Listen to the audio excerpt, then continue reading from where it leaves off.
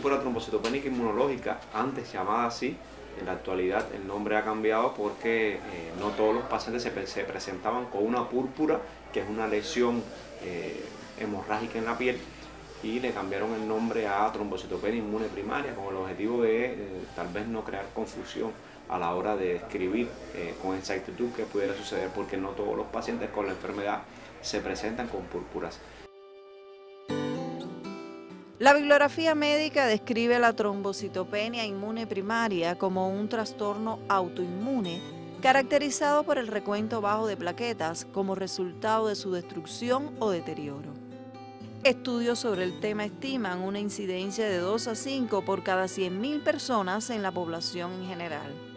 Consideran importante además su clasificación de acuerdo con el tiempo en que evoluciona, ya que de esto dependerán las recomendaciones de tratamiento. Por ejemplo, durante los primeros 3 meses al diagnóstico se considera aguda, de 3 a 12 meses persistente y mayor a 12 crónica. Una enfermedad de origen autoinmune en el cual el sistema inmunológico destruye a las plaquetas de alguna forma. Y bueno, se pueden producir distintos grados de hemorragia, tanto en piel, en mucosas, o llegar a ser tan graves como el sistema nervioso central o sangrado pulmonar.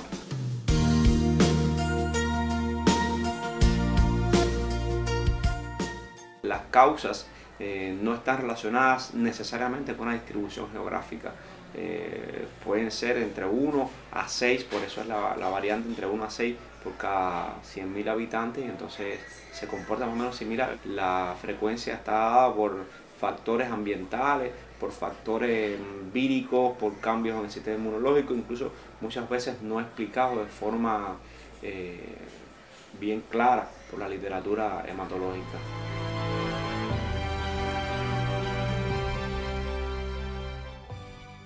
De las trombocitopénicas es la enfermedad tal vez más frecuente que existe en la infancia. Unas series pueden tener de 1 a 6 niños por cada 100.000 habitantes, y eso realmente es una frecuencia que no es baja. Nosotros podemos tener anualmente entre 5 o 6 pacientes, que es el comportamiento típico y habitual que hemos tenido todos los años anteriores.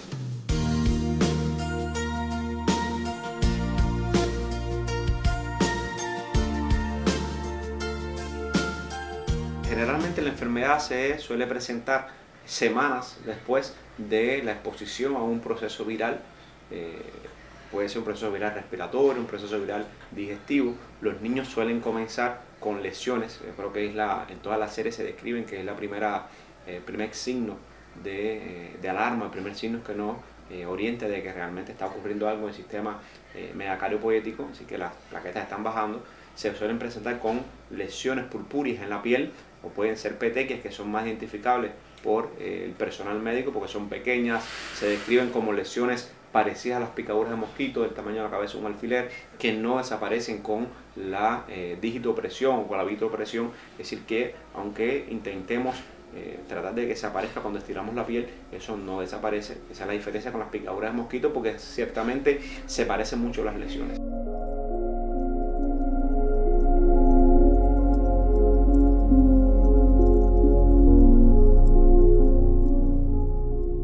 Los otros son hemorragias que pueden presentarse en la mucosa oral, que es la gingivorragia, epistaxis, puede haber distintos grados de sangrado digestivo, sobre todo si existe una lesión previa en los pacientes, porque además esta enfermedad no solamente se presenta en niños, puede presentarse también en adultos, y puede haber distintos grados de hemorragia a varios niveles. Los más graves siguen siendo, por supuesto, los del sistema nervioso central y las hemorragias del sistema respiratorio, sobre todo el parénquima pulmonar, porque comprometen seriamente la vida.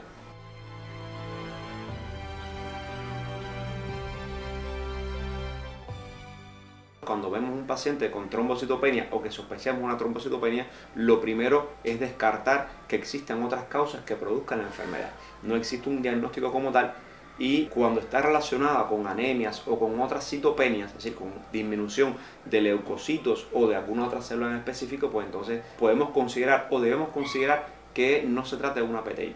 Debemos considerar que se trata de una enfermedad que lesiona o que infiltra la médula ósea, aplasias medulares, leucemias, otros procesos hematológicos malignos que pudiera infiltrar la médula ósea, porque no son frecuentes la presentación de citopenias con la trombocitopenia de causa inmune.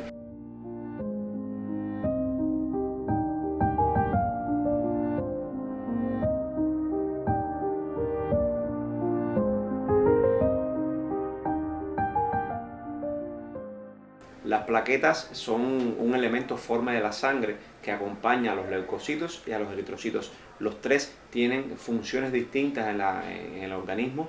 Los eritrocitos, por supuesto, la primera función y fundamental es llevar el oxígeno, transportar el oxígeno a los tejidos y recoger el dióxido de carbono para ser expulsado en el sistema respiratorio. Los leucocitos tienen la finalidad de ayudar en la defensa del organismo, sobre todo los neutrófilos, los eosinófilos relacionados con la respuesta alérgica y los linfocitos con la respuesta inmunológica. Sin la presencia de los linfocitos, pues entonces el sistema inmunológico sería un sistema que no cumpliría su objetivo de defender al organismo de agresiones externas y de cambios en el interior del organismo que también lo suelen regular. Y bueno, las plaquetas, aunque no son células porque carecen de núcleo, son elementos formes extremadamente importantes porque participan en el proceso de la hemostasia, es decir, lo que la gente conoce en la calle como coagulación. Ellas son el primer paso en el proceso de la hemostasia y además suelen liberar ciertos elementos químicos, ciertas sustancias que participan en la cicatrización de las heridas. Es decir, que su función en el organismo es extremadamente importante.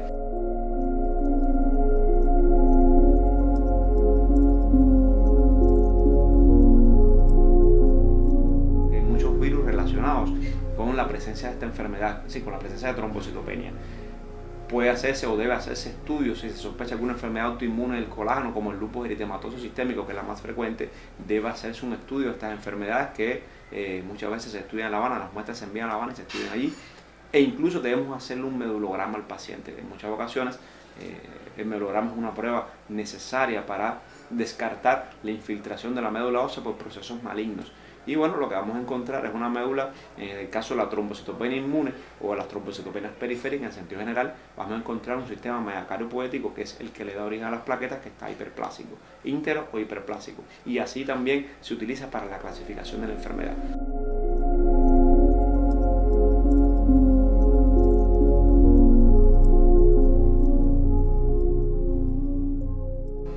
Siempre debe estar hospitalizado. La primera línea de tratamiento descrita en todos los protocolos pues son los esteroides.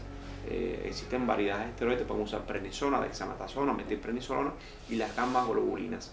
Se describen otros fármacos que podemos usar de primera línea, pero exactamente esos dos son los más importantes.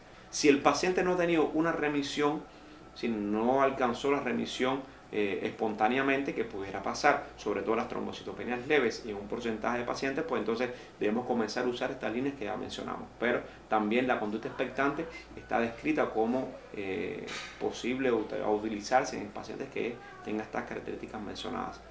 En segunda línea podemos usar el rituximab, que es un anticuerpo monoclonal. Al ser los linfocitos B los más involucrados en la fisiopatología de la enfermedad, pues podemos usar rituximab y esto disminuye el recuento de linfocitos B y por tanto mejora la respuesta de la enfermedad.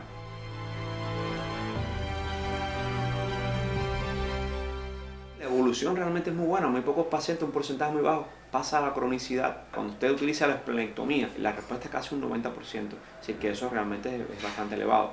Hay que tener en cuenta que en muchas ocasiones esta enfermedad antecede, si la trombocitopenia inmunológica antecede a procesos de mayor envergadura como el lupus eritematoso, incluso en años, y puede ser que la primera manifestación que veamos sea esta y por eso la enfermedad no mejore.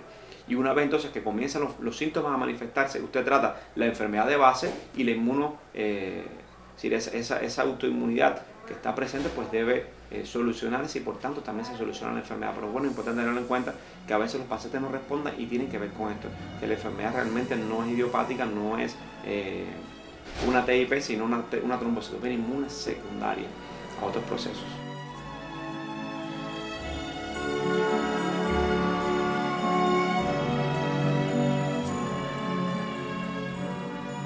Siempre les recomiendo a los familiares de los pacientes que tengan paciencia y optimismo, porque a veces algunas respuestas no son rápidas en el tiempo, algunos pacientes no logran resolver con la primera línea. Algunos pacientes hay que usar otros esteroides y bueno, siempre tener paciencia, seguir las recomendaciones del médico, no tratarse en el hogar, porque a veces demoramos un poco, no se demoran los pacientes en el hogar y la trombocitopenia puede llegar a ser grave, sobre todo cuando las plaquetas descienden por debajo de 20.000 o por debajo de 20 por 10 a la 9, que es la unidad de medida que utilizamos. Y si disminuyen, el sangrado es inminente, puede ser espontáneo.